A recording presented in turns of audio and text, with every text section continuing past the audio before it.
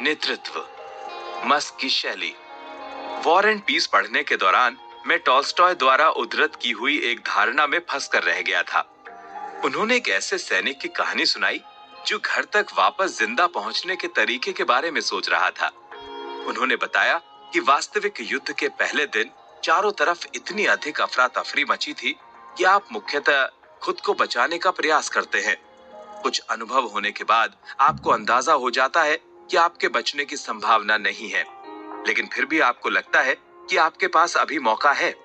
इसलिए आप सामने आने वाली चुनौतियों से पार पाने के तरीके सोचने लगते हैं। इस बात से कोई फर्क नहीं पड़ता कि आप अपने इस दृष्टिकोण को लेकर कितना सोचते हैं। आप अभी भी युद्ध क्षेत्र में मरने को लेकर डरे हुए हैं। व्यवसाय भी बिल्कुल ऐसे ही काम करता है। मालिक या अगुवा को अपने सैनिकों के सामने ऐसा दिखना चाहिए जैसे वो या तो सफल होने या फिर प्रयास करते हुए जान देने को तैयार है।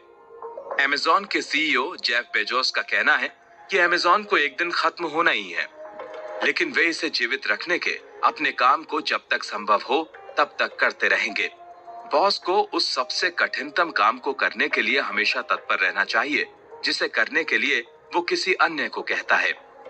अब एक अध्यक्ष अपनी ही इमारत में सबसे गंदा काम करता है तो वो दूसरों को उसका अनुसरण करने को प्रेरित करता है।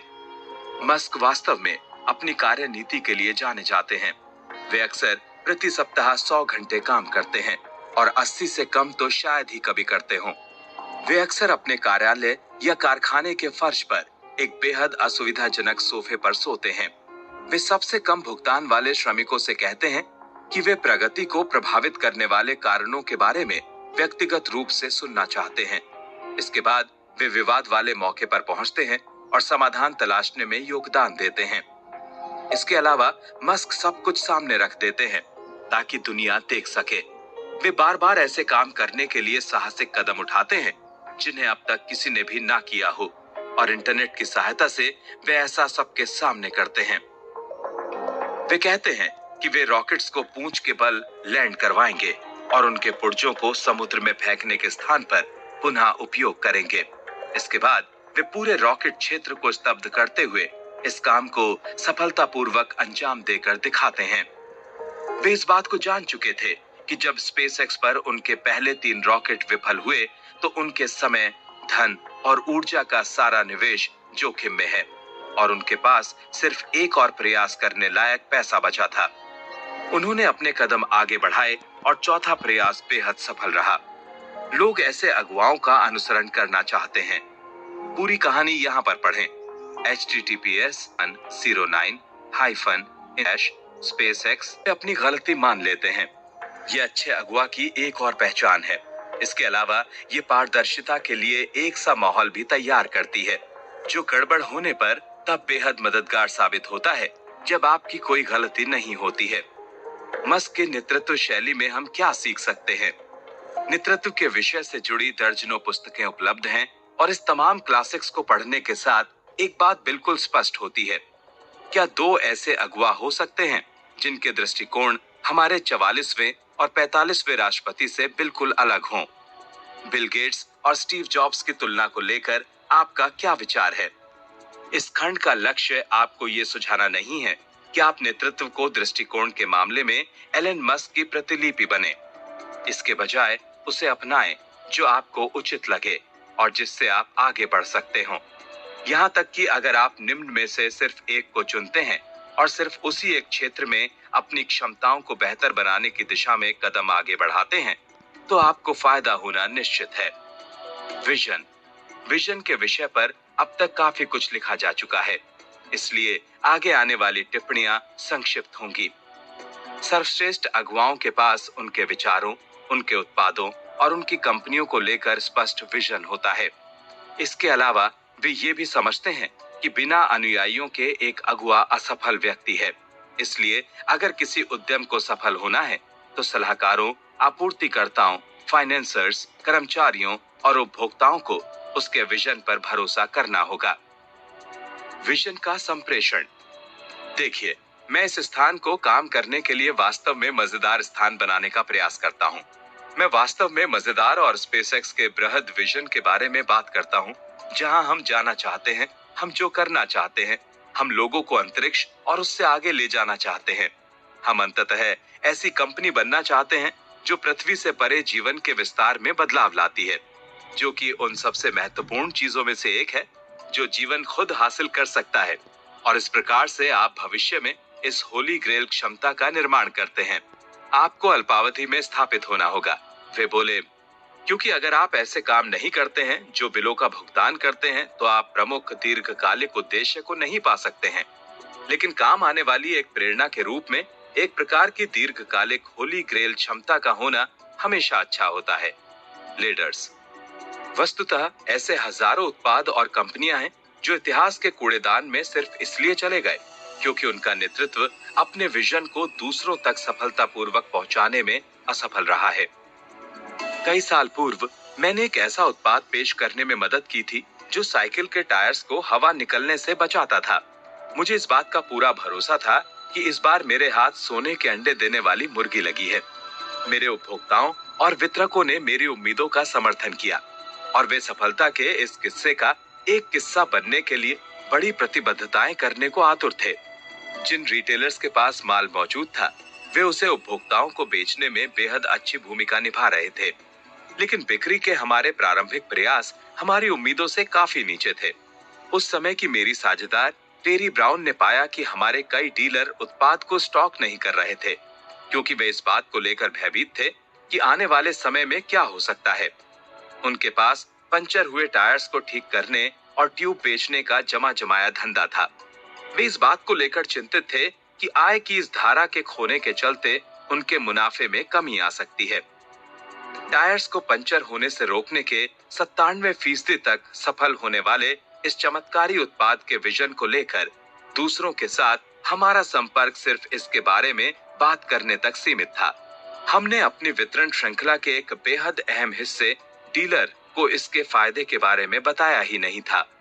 वास्तव में डीलर को यह उत्पाद अपने मुनाफे के लिए एक बड़े खतरे के रूप में दिखाई दिया था। हम उन तक अपने विजन को इस प्रकार से कैसे पहुंचा सकते हैं कि जिसके चलते वे हमारे साथ आने को तैयार हो जाएं।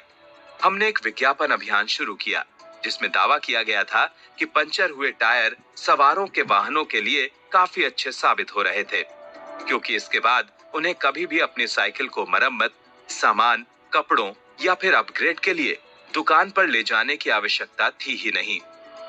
खुदरा विक्रेताओं के एक बार इस संबंध को देख लेने के बाद नतीजे लगभग तत्काल ही सामने आए और 35 साल बाद भी मैं अब भी Amazon.com पर थॉर्नबस्टर्स के नाम से एक समान उत्पाद बेचकर मुनाफा कमा रहा हूं। मस्क विजन को दूसरों तक पहुंचाने के मामले में बेहद शानदार है। वास्तव में टेस्ला और स्पेसएक्स के सबसे खराब दौर के समय पर भी मस्क ने अपने जनसंपर्क कर्मचारियों को बताया कि उन्हें हर सप्ताह कुछ ऐसा करने की जरूरत है जो उन्हें सुर्खियों में बनाए रखे। यहाँ पर विजन के भीतर एक विजन था। कंपनी के ब्रांड को सप्ताह दर सप्ताह सुर्खियों में बनाए रखें और अपने उत्पादों और कंपनी की प्रगति को लेकर लगातार चर्चा को बनाए रखें। आज अगर आप समाचारों से अवगत रहते हैं तो आप इस बात को जरूर जानते होंगे कि मस्क खुद, स्पेसएक्स, टेस्ला और बोरिंग कंपनी लगभग रोजाना अक्सर कई बार समाचारों की सुर्खियों में बने रहते हैं। अपने विजन को दूसरों तक पहुंचाने के लिए जनसंपर्क सबसे कम खर्चे वाला तरीका है और मस्क और उनकी कंपनी ने इस दृष्टिकोण को शानदार तरीके से इस्तेमाल किया है। हलचल उस प्रत्येक घटक को सक्रिय करती है जिस तक आपको पहुंचने की आवश्यकता है। खरीदार, आपूर्तिकर्ता, कर्मचारी, भावी कर्मचारी, प्रशंसक, निवेशक, ब्लॉगर और यहाँ तक कि लेखक भी। एक छोटी संस्था हो सकता है जिसके पास समाचारों की समान पहुंच नहीं है कि अगुवा के रूप में आप ईमेल, ब्लॉग, कंपनी की वेबसाइट, सोशल मीडिया और सामुदायिक भागीदारी का इस्तेमाल करके ये सुनिश्चित कर सकते हैं कि आपका विजन उन लोगों तक पहुंच पा रहा है जो उसे जानना चाहते हैं। इसके अलावा आपके प्रसन्न उपभोक्ता आपके विजन को दूर दूर तक फैलाएंगे।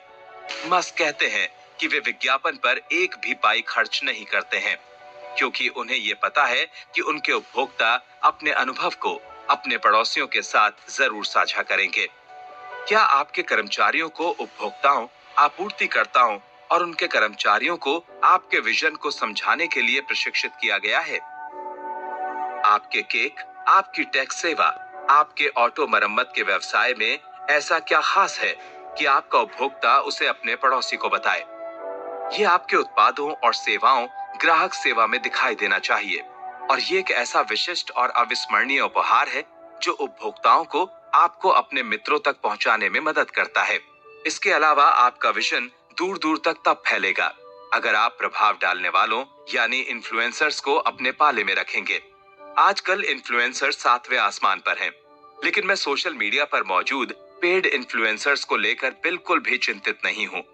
मैं बात कर रहा हूँ स्थानीय रेडियो प्रस्तोता की, आपके शहर के लोकप्रिय मेयर की, पीटीए, चैम्बर या रोटरी क्लब के अध्यक्ष की, आपके प्रकार के उत्पाद के, आपके क्षेत्र के शीर्षक समर्थक की, और ऐसे अन्य पेशेवरों की जो आपके उपभोक्ता आधार को साझा करते हैं।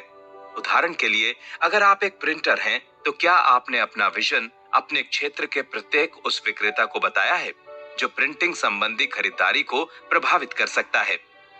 जुनून। जुनून शब्द हमेशा नेतृत्व संबंधी विशेषताओं की लगभग प्रत्येक सूची में पाया जाता है। हालांकि इसे कभी-कभार उत्साह, ऊर्जा, प्रतिबद्धता या सकारात्मकता के रूप में वर्णित किया जाता है, और वो मालिक या प्रबंधक जो इस विशेषता को प्रदर्शित नहीं करते हैं, उनके अधिक समय तक अगुवा का ताज धारण करे रहने की संभावना नहीं होती है। इस सवाल के बारे में सोचें जो मैं विक्रेताओं से अक्सर पूछता हूँ। अगर आप अपने स्वयं के विषय में, आप जिस कंपनी के लिए काम कर रहे हैं उसे लेकर, और आप जो उत्पाद बेच रहे हैं उसे लेकर उत्साहित नहीं हैं, तो फिर आप कैसे इस बात की उम्मीद कर सकते हैं कि सामने वाला आपके उत्पाद या फिर आपकी कंपनी को लेकर उत्साहित हो? ये बात उस अगुवा के बारे में और भी अधिक सत्य हो जाती है जो उतना ही अधिक जुनूनी होना चाहिए जितना एक संभावना से बात करता हुआ विक्रेता। इसके अलावा ये उत्साह उस समय भी स्पष्ट रूप में दिखाई देना चाहिए जब कोई अगुवा बैंकरों, आपूर्तिकर्ताओं और भावी कर्मचारियों के साथ बात कर रहा हो।